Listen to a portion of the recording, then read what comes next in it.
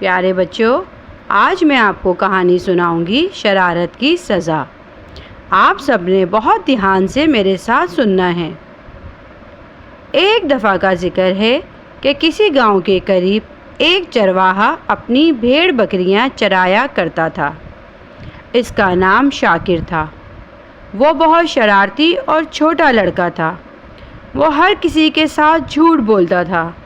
جب وہ گاؤں کے قریب اپنی بھیڑیں چرا رہا تھا تو اسے ایک شرارت سوجی۔ اس نے دل میں سوچا کہ کیوں نہ آج گاؤں کے لوگوں کو بے وقوف بنایا جائے۔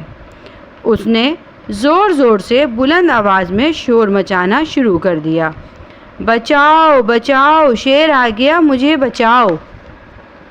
گاؤں کے تمام لوگ اس کی آواز سن کر اسے بچانے کے لیے بھاگے۔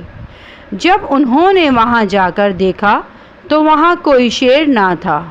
وہ واپس چلے گئے۔ دوسرے دن بھی ایسا ہی ہوا۔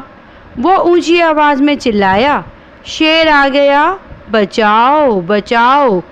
لوگ جب آتے تو اسے ہنستا دیکھ کر سمجھ جاتے کہ وہ ہمیں بے وقوف بنا رہا ہے۔ گاؤں کے قریب ایک چھوٹا سا جنگل تھا۔ ایک دن سچ مچ وہاں شیر آ گیا۔ شاکر اسے دیکھ کر ڈر گیا۔ اس نے گاؤں کے لوگوں کو آواز دی، مگر کوئی بھی اس کی مدد کو نہ آیا۔ سب لوگ سمجھ رہے تھے کہ وہ آج بھی ہمیں شرارت کر رہا ہے اور تنگ کر رہا ہے۔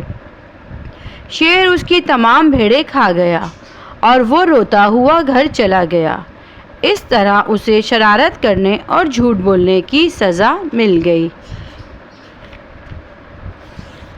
تو بچوں، سبق کا تعارف یہ ہے کہ شرارت کرنا اور جھوٹ بولنا بری بات ہے، سچ بولنا اچھی بات ہے۔ شرارت کا انجام برا ہوتا ہے۔